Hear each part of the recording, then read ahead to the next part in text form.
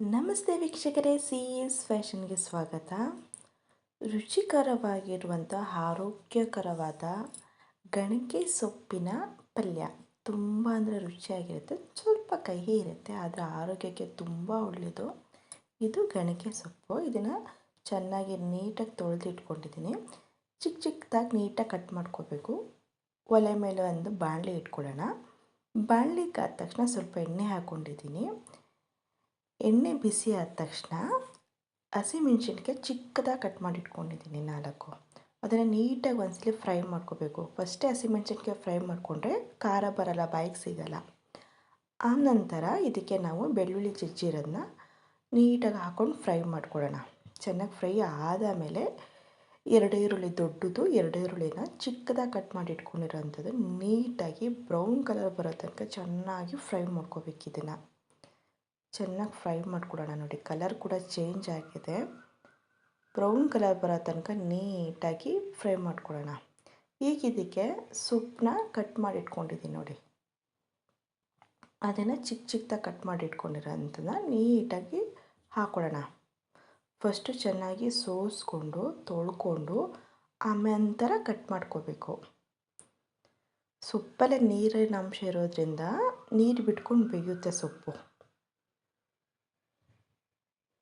ಚೆನ್ನಾಗಿ ಒಂದ್ಸಲಿ ಮಿಕ್ಸ್ ಮಾಡ್ಕೊಳ್ಳೋಣ. ಮಿಕ್ಸ್ ಆಗಿದೆ ನೋಡಿ, ನೀರು ಬಿಟ್ಕೊಂಡಿದೆ ಸೊಪ್ಪು. ಚೆನ್ನಾಗಿ ಒಂದ್ಸಲಿ ತಿರುಗಿಸ್ಕೊಳ್ಳೋಣ. ಚೆನ್ನಾಗಿ ತಿರ್ಗಿಸ್ಕೊಂಡು ಬೇಯಿಸ್ಕೊಳ್ಳೋಣ. ಒಂದು 5 ನಿಮಿಷ ನೀಟಾಗಿ ಬೇಯುತ್ತೆ ನೋಡಿ.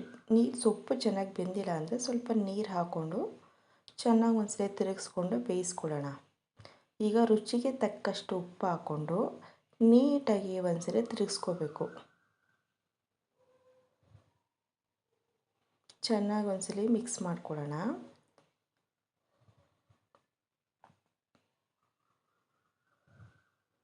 ಖಾರ ಏನಾದರೂ ಕಡಿಮೆ ಇತ್ತು ಅಂದರೆ ಸ್ವಲ್ಪ ಸಾಂಬಾರು ಪುಡಿ ಹಾಕ್ಕೊಳ್ಳೋಣ.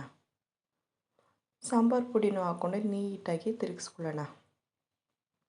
ಚೆನ್ನಾಗಿ ಮಿಕ್ಸ್ ಮಾಡ್ಕೋಬೇಕು. ಇದು ನೀರೆಲ್ಲ ಫುಲ್ಲು ಅಬ್ಸರ್ವ್ ಮಾಡೋ ತನಕ ಚೆನ್ನಾಗಿ ನಾವು ನೀಟಾಗಿ ಬೇಯಿಸ್ಕೋಬೇಕು. ಈಗ ಇದಕ್ಕೆ ನೋಡಿ ಚೆನ್ನಾಗಿ ಬೆಂದಿದೆ ಸೊಪ್ಪು. ಆಯಿತು ಅನ್ನುವಾಗ ಸ್ವಲ್ಪ ಕಾಯಿ ತುರಿ ಹಾಕ್ಕೊಂಡು ಚೆನ್ನಾಗಿ ಮಿಕ್ಸ್ ಮಾಡ್ಕೊಳ್ಳೋಣ. ನೀಟಾಗಿ ಮಿಕ್ಸ್ ಮಾಡಿಕೊಂಡ್ರೆ ರುಚಿಯಾಗಿರುವಂತಹ ಗಣಕೆ ಸೊಪ್ಪಿನ ಪಲ್ಯ ಆರೋಗ್ಯಕ್ಕೆ ತುಂಬ ಒಳ್ಳೆಯದು. ಇದು ಬಾಣಂತಿರಿಗಂತೂ ಸೊಪ್ಪನ್ನ ಕೊಡ್ತಾ ಇರ್ತಾರೆ. ಇದರಲ್ಲಿ ಗಣಕೆ ಬಜ್ಜಿನೂ ಮಾಡ್ತಾರೆ. ತುಂಬ ರುಚಿಯಾಗಿರುತ್ತೆ. ಮನೇಲಿ ದೊಡ್ಡೋರಿದ್ದವರು ಇದನ್ನು ತುಂಬ ಇಷ್ಟಪಟ್ಟು ತಿಂತಾರೆ. ಗಣಕೆ ಸೊಪ್ಪು, ರುಚಿಕರವಾದ ಗಣಕೆ ಸೊಪ್ಪಿನ ಪಲ್ಯ ತುಂಬ ರುಚಿಯಾಗಿರುತ್ತೆ. ಆರೋಗ್ಯಕ್ಕೂ ಕೂಡ ತುಂಬ ಒಳ್ಳೆಯದು. ಈ ರೆಸಿಪಿ ಇಷ್ಟ ಆದರೆ ನಮ್ಮ ಚಾನಲ್ಗೊಂದು ಲೈಕ್ ಕೊಡಿ, ಶೇರ್ ಕೂಡ ಮಾಡಿ, ಬೆಲ್ಲಕ್ಕನ್ನು ಕೂಡ ಪ್ರೆಸ್ ಮಾಡಿ. ನಮ್ಮ ಚಾನಲ್ನ ಸಬ್ಸ್ಕ್ರೈಬ್ ಕೂಡ ಆಗಿ. Thank you for watching.